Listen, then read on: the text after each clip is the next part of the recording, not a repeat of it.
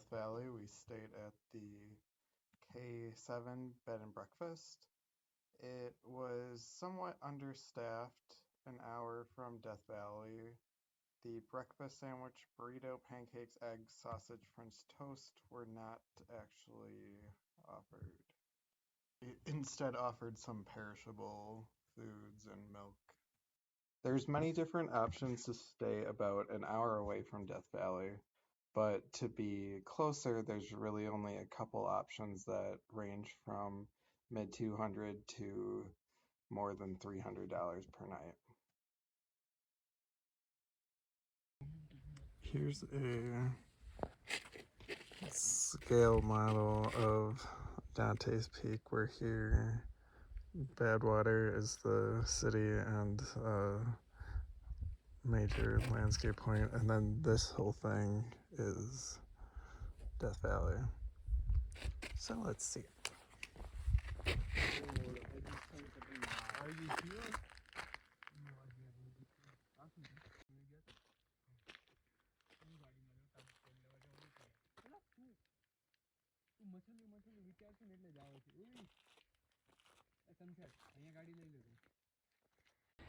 There's a trail that's about 12-minute walk, maybe a little faster, that's up there. That is the main observation peak.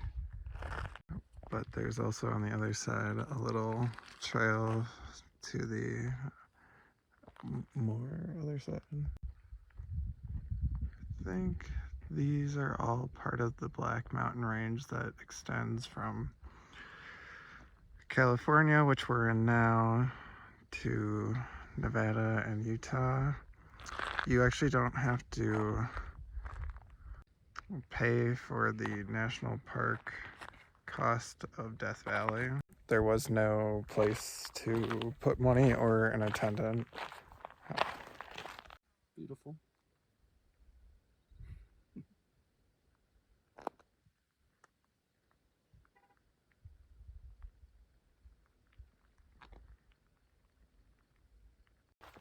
The one eerie part of this is it's so quiet unless your footsteps are digging into the gravel or you hear somebody else, a man-made noise.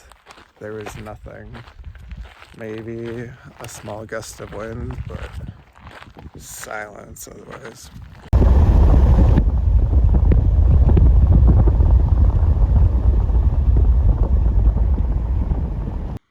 Okay, so about an hour ago we were somewhere over there for Dante's Peak, and now we're much closer to the Badwater Basin.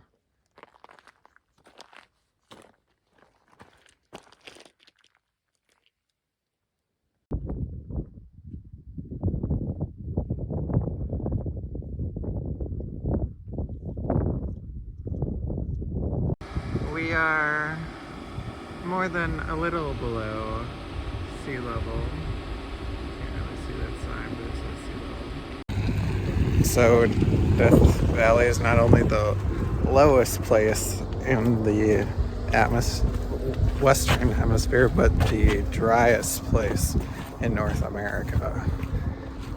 As you can see here, there is a tiny bit of water, but for the most part it all evaporates and turns into this instead of water.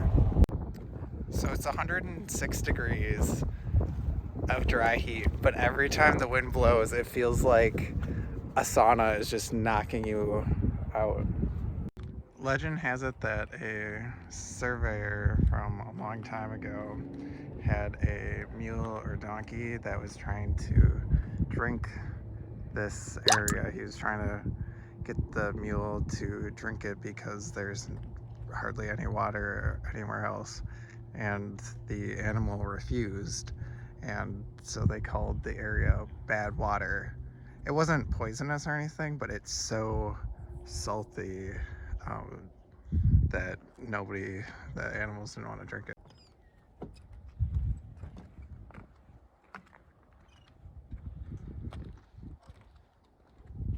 And the salt flat from the original basin goes goes all the way out there, and you can see that Death Valley is on either side of this basin.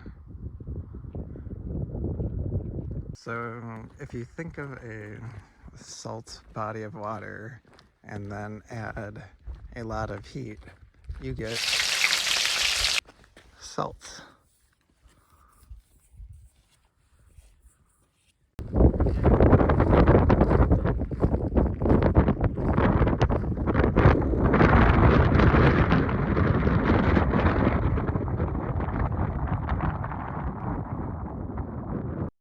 From the small parking area to the edge of the salt flat is about a mile, so it just keeps going and going.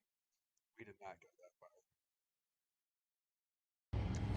Okay, we're at the Death Valley Visitor Center, and there isn't exactly a toll to get in, a stopping point booth, because there's so many ways in and out of Death Valley.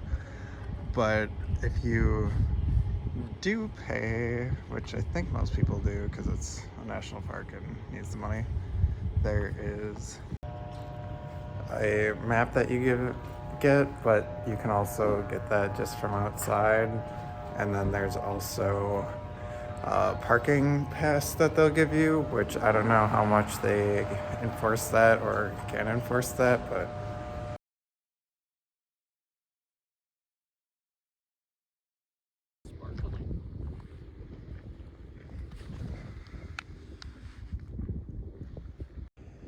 this is the Mesquite Sand Dunes in Death Valley.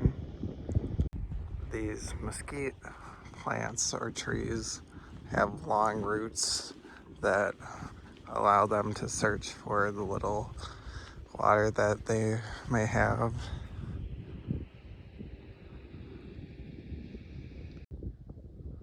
Possibly dried clay.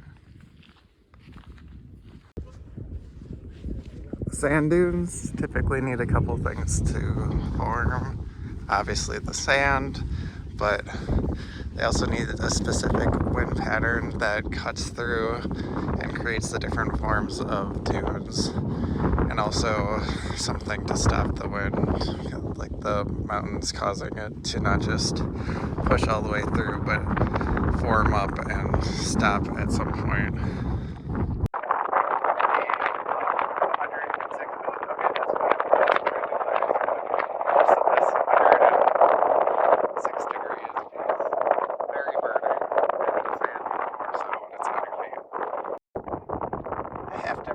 Shoes for this. Warning signs that your sandals could melt, and not to do this after 10 a.m. It's obviously after 10 a.m.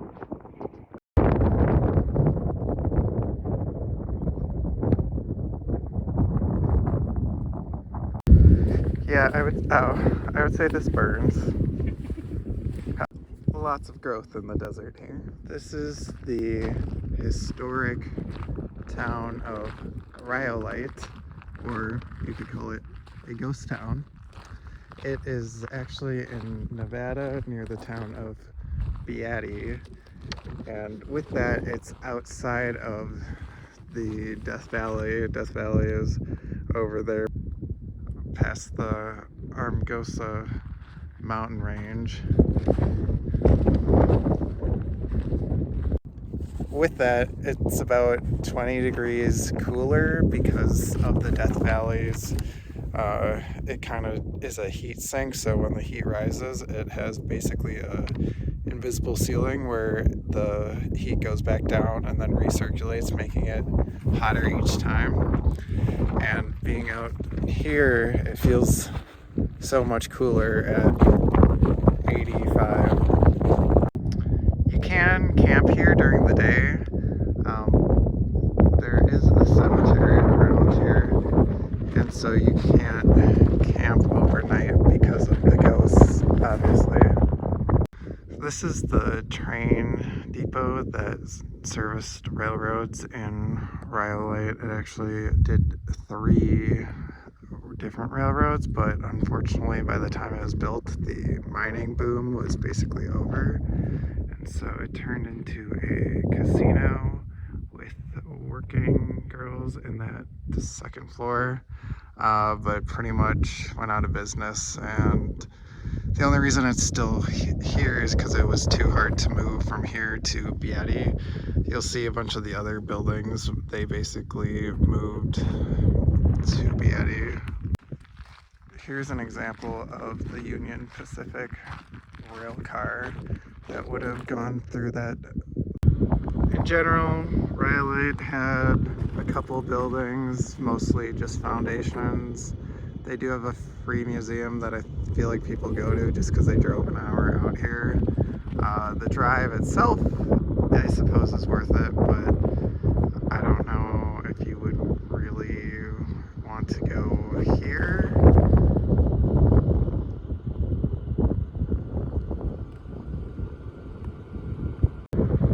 There is another ghost town up in the mountain in Leadfield, Titus Canyon Road, and that's closer to California from Nevada. I don't think we're gonna go there because one ghost town is enough for one trip, but that might be better. If you've been there, let me know. This is the Ubihi crater. About 2,000 years ago, there was a giant explosion of thermal energy.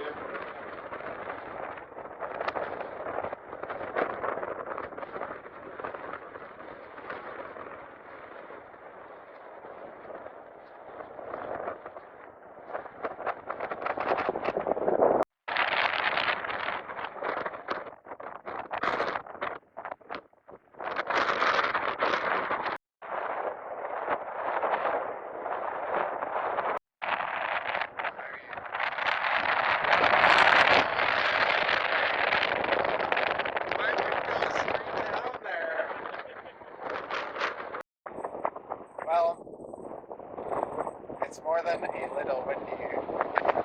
A car drive all the way down there. This sort of path,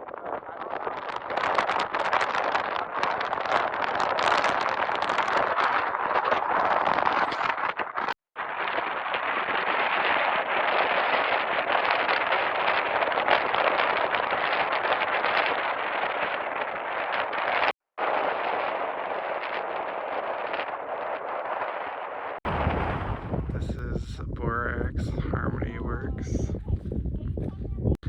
Borax, also known as the white gold of the desert here, is a cleaning agent that provided one of the most profitable mining areas in all of Death Valley.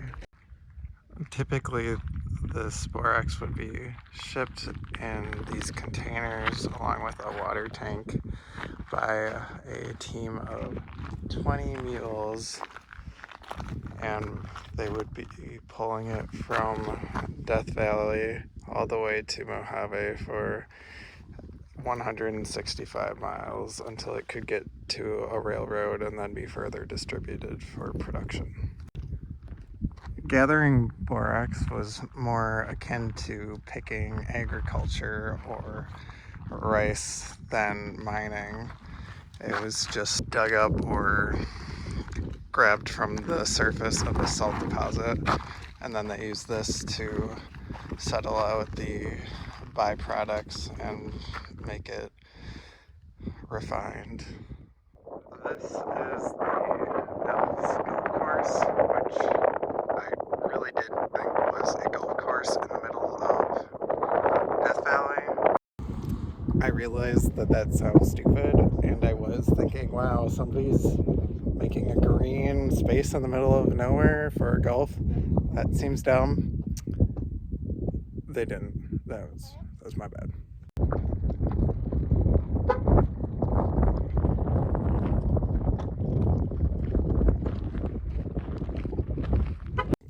I guess it's just, you know, hell is hot, the devil lives there. This is what it would look like if there was a golf course in hell. can still see the salt deposits. But you do have to be really careful with these ridges.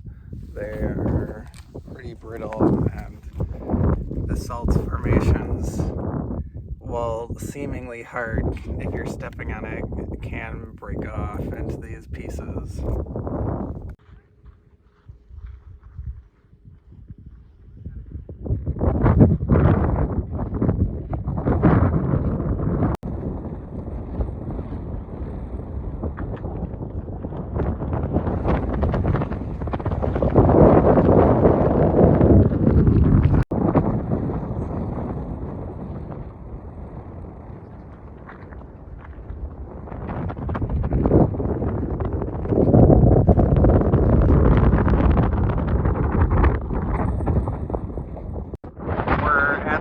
Artist Palette.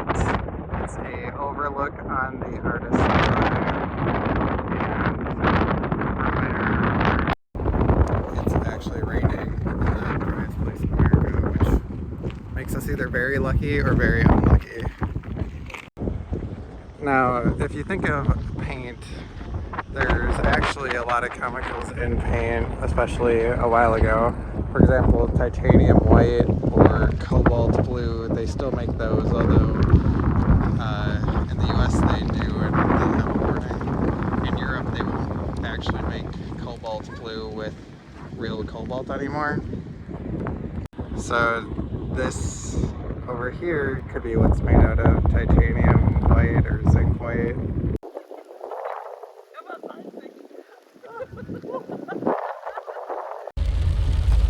I just don't understand why it's raining here. Right here.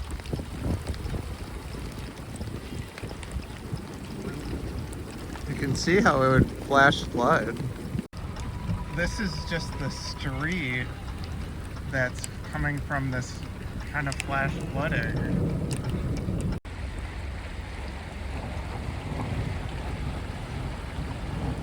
This car is actually stuck from the flash flood that brought all this debris out.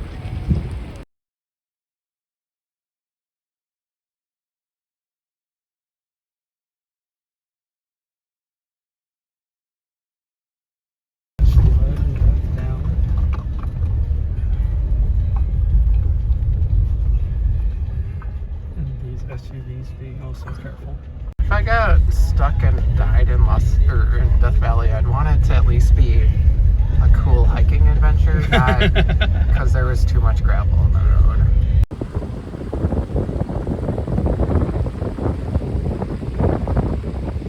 And that's the road. But you can see how Death Valley does actually have a river now.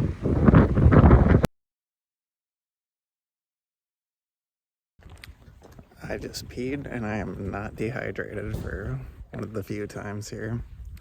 So we were gonna go to the Golden Canyon Trail, which is one of the best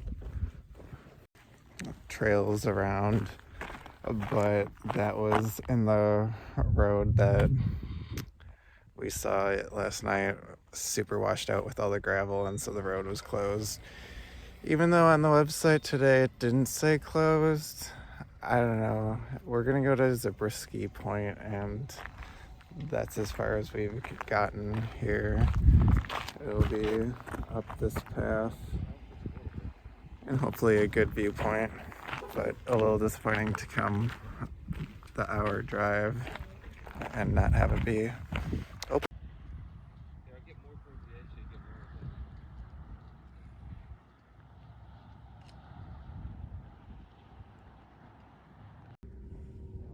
This might be the back side of the Artist Point.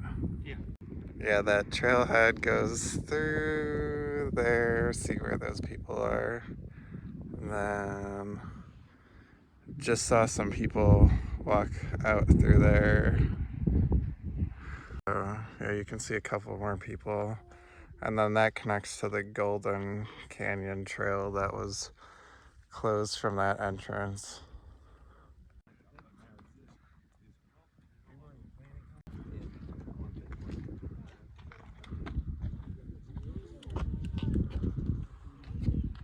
Yeah, it looks like we're just going into the mountain.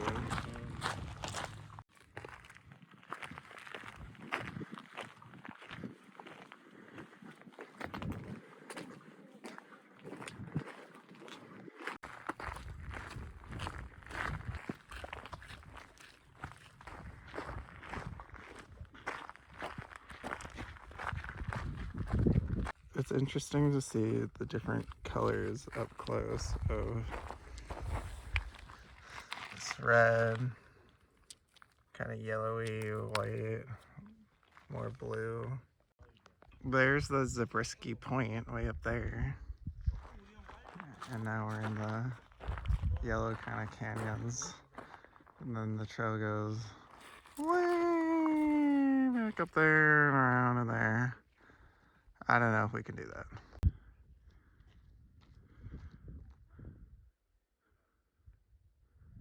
At this point, we're about a mile from the Zabriskie Point and another 2 miles from the Golden Canyon Trailhead.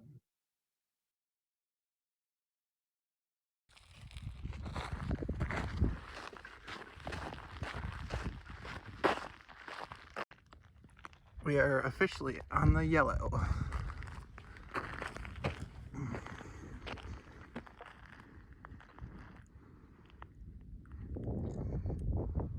I think you can continue on up there and then it goes down there and then it would connect to the original Golden Canyon trailhead. But I'm not doing that.